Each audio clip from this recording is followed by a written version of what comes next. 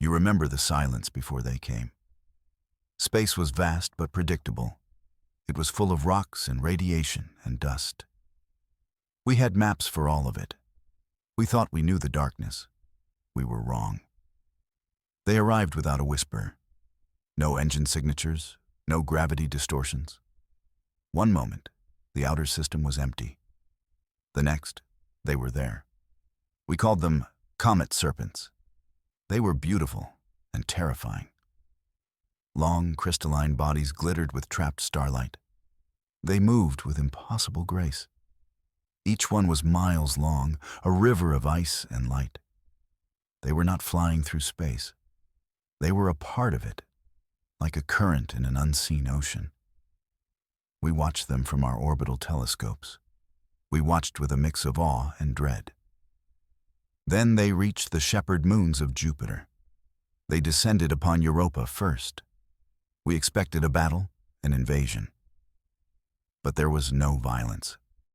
The first serpent simply coiled around the frozen moon. Its body pulsed with a soft, blue light, and the moon began to disappear. Not explode, but dissolve. It was erased from existence, flake by icy flake. The serpent was feeding. And we were next on the menu.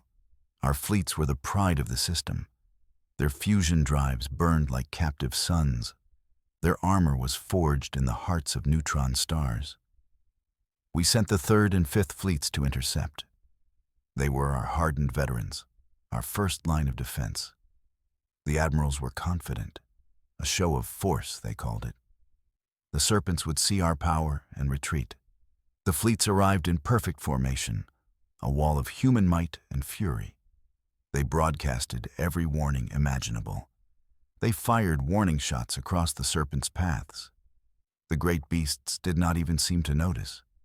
They continued their slow, elegant dance through space. They moved as if our ships were not there, as if we were ghosts in their reality. Then the order was given. Fire everything. A wave of plasma and missiles washed over them. Light bloomed in the void, brighter than any star. It should have vaporized anything in its path. But when the light cleared, the serpents were untouched. The weapons had passed right through them. Our invincible fleets met only silence. The serpents were untouchable phantoms of ice. They were gods, and we were gnats. Panic set in after that first failure. We threw everything we had at them. The entire Sol Defense Force was mobilized. We launched experimental weapons from secret labs on Mars. We tried gravity warheads and particle beams. We even tried ramming them with drone ships. Each attempt was a monument to our desperation, and each attempt failed utterly. Our weapons were like stones against mountains. The serpents simply did not exist on a level we could touch. They continued their harvest of the outer worlds. They consumed Ganymede, then Titan. Each loss was a nail in our collective coffin. The inner planets were next. Earth was in their path. Humanity's greatest minds gathered in despair. They saw only an enemy to be fought. The admirals reviewed the battle logs again and again. They saw tactical failures and weapon deficiencies. They planned for bigger ships and more powerful guns. They could not see the truth. But you did. You were not a soldier or a strategist. You were a researcher on the fringes. You studied the data not for weakness, but for meaning. You saw what everyone else had missed. You noticed the pulses of light, the subtle shifts in color along their crystalline bodies. To the military, it was just energy discharge, random noise from an unknowable biology. But you saw a pattern. It was too structured, too repetitive. It was not a weapon they were failing to use. It was a language they were speaking. You realized we were not fighting a monster. We were shouting at someone who could not hear us. The solution was not a weapon. It was a song. You fought for a chance to prove your theory. The High Command thought you were insane. They were planning planetary evacuations. They were preparing for humanity's final stand. And you were talking about linguistics. It was absurd. It was hopeless. But you were relentless. You showed them the patterns. You played the light pulses back as sound. For the first time, they heard the ghost of a melody in the static. You got your funding. It was a pittance, a joke. But it was enough. You and a small team of believers worked tirelessly. You built a lexicon of light. You mapped the frequencies to emotional states. Blue was calm, inquisitive. Red was energetic, like a proclamation. You started to crack the code. It was a grammar built from physics itself. The language of pulsing light was revealing its secrets. We had their alphabet. We had their grammar. Now, we had to speak. The military gave you a single ship. The Stargazer was an old science vessel. Its weapons were stripped out. In their place, you installed massive custom light emitters. The ship was a glorified flashlight, a single point of light against an approaching storm. Your mission was simple. Go out there and say hello. It was humanity's message in a bottle. The Stargazer approached the nearest serpent. The crew was terrified. They were flying a disarmed ship towards a moon-eater. You stood on the bridge, your heart pounding. You focused on your console. You began to type. The message was simple. A prime number sequence. The universal signature of intelligence. 1, 2, 3, 5, 7. The emitters flashed your greeting into the dark, a tiny flicker of organized light. For a long moment, nothing happened. The serpent continued its majestic, terrifying glide. The bridge was silent enough to hear a pin drop. The crew watched the view screen, their faces pale. Maybe you were wrong. Maybe it was all just a delusion. Then, the serpent stopped. The great beast paused in its destructive path. Its colossal head, miles wide, slowly turned. It was looking right at you. A wave of light erupted from its body. It was not the calm, rhythmic pulse you had studied. It was a flood, a tidal wave of complex information. Colors and patterns flashed with blinding speed. The ship's sensors screamed. The computers struggled to record the data stream. The serpent had answered, and its first word was an entire library. You had knocked on the door of a god, and the door had just been thrown wide open. The data was overwhelming. We could not decipher it all. It was more than just language. It was raw thought, sensation, history. It was a glimpse into a mind impossibly vast. The admirals were stunned into silence. Your theory was proven correct. But communication was not enough. The message was clear on one point. The serpent was lonely. It was searching. To truly understand it, we had to get closer. A new plan formed in your mind. It was more audacious than the first. It was pure madness. But it felt like the only way. Direct neural interface. We had the technology, used for pilots to sync with their fighters. But this was different. This was linking a human mind to a star-born intelligence. It was a gamble that could shatter a person's sanity. Of course, you were the one to volunteer. The ethics committee had a very short meeting. They basically wished you luck and signed the forms. Your team analyzed the Serpent's broadcast again. Hidden within the torrent of data was a recurring theme. A sense of incompleteness. A feeling of being a part of a whole, now lost. They were not just beasts of destruction. They were not consuming moons out of malice. They were gathering resources, yes. But they were also searching, looking for a missing half. They were drawn to complex systems, like life-bearing planets, because they were hunting for a partner, a mind to complete their own. We needed a candidate. The serpent that answered you was a good start. But you argued for something bolder. If we were going to do this, we should go big. We would approach the largest one, the one the fleet had nicknamed Behemoth. It was the alpha of the pod, a creature whose crystalline scales were the size of continents. If we could connect with that one, the rest might follow. The mission was approved. You were transferred to the Mind Jumper, a ship built for this one purpose. It was less a vessel and more a delivery system for you.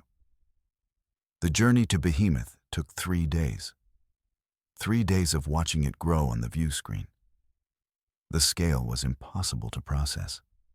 Our entire fleet could hide in the shadow of a single one of its fins. The ship felt like a single grain of sand approaching a mountain range. The crew was quiet. Everyone knew your survival odds were not great. The Mind Jumper came to a halt. It floated a safe distance from Behemoth's flank. You sat in the linked chair. A silver neuro helmet was lowered over your head. The technicians gave you a final thumbs up. They looked more worried than you felt. You closed your eyes. You took a deep breath, and you gave the command. Engage. Your mind left your body. It shot across the void as a stream of data. You reached out with your consciousness alone. Contact felt like being thrown into a sun. A mind of impossible age flooded your senses. It was not thoughts in words. It was pure experience. You saw the birth of galaxies. You felt the slow dance of star formation. You experienced 1 billion years of silent travel through the deep dark. This being, Behemoth, was ancient beyond comprehension. Its memories were an ocean, and your mind was a single drop of rain. You fought to hold on to your identity. You focused on a single thought. We are here. We are one. We are with you. You projected peace. You projected partnership. You pushed away the fear and the overwhelming awe. You offered a simple, clear signal of alliance. For a moment, the storm of memories subsided. The ancient mind focused on you. It recognized the signal. It recognized the song you had first sent. A new feeling washed over you. Not loneliness anymore. It was curiosity. And then, acceptance. The storm calmed. The ocean of thought became a gentle sea. You were still you, but you were also part of something infinitely larger. You felt Behemoth's body, as if it were your own. The subtle shifts of its energy flows, the gravitational pull of nearby planets. You were connected. You tentatively pushed a command. A simple thought. Let's fly. For the first time in history, a Comet Serpent obeyed a command it did not create. Behemoth tilted its massive head. Its body, a river of star ice, curved into a graceful arc. It began to move, not on its own path, but on yours. You and the great beast moved as one. You soared past the rings of Saturn. The view was breathtaking. You were no longer a fragile human in a metal box. You were a god, riding a star current. It was the first triumphant flight of the Serpent Rider. The fleets of humanity watched in stunned silence. Their sensors tracked the impossible maneuver. The monster they had tried to kill was now dancing through the solar system. It moved with a purpose, guided by a human mind. The news spread at the speed of light. On Earth, screens in every city showed the live feed. Awe replaced terror. Hope replaced despair. Humanity was not on the brink of extinction. It was on the verge of a new dawn. Our species had a new path forward. We were no longer confined to our metal ships. We were no longer limited by the speed of light. The galaxy watched as more riders were trained. More humans reached out to connect with the great beasts. We learned to ride the star currents ourselves. The serpents became our partners, our vessels, our friends. We had faced gods and had not been destroyed. We had been elevated. Through your link with Behemoth, you learned the full truth, the reason for their long journey, the purpose behind their immense power. They did not need taming. They needed allies. They were not searching for a partner just to ease their loneliness. They were building an army. From beyond the rim of our galaxy, a shadow was approaching. A force of pure consumption that devoured entire star systems. A darkness that had hunted the serpents for eons. The serpents were the ancient guardians of life. Their feeding on moons was not destruction. It was the gathering of energy, stockpiling power for the war to come. They were fleeing, yes, but they were also preparing. They had come to our system, a cradle of intelligent life, hoping to find minds capable of helping them.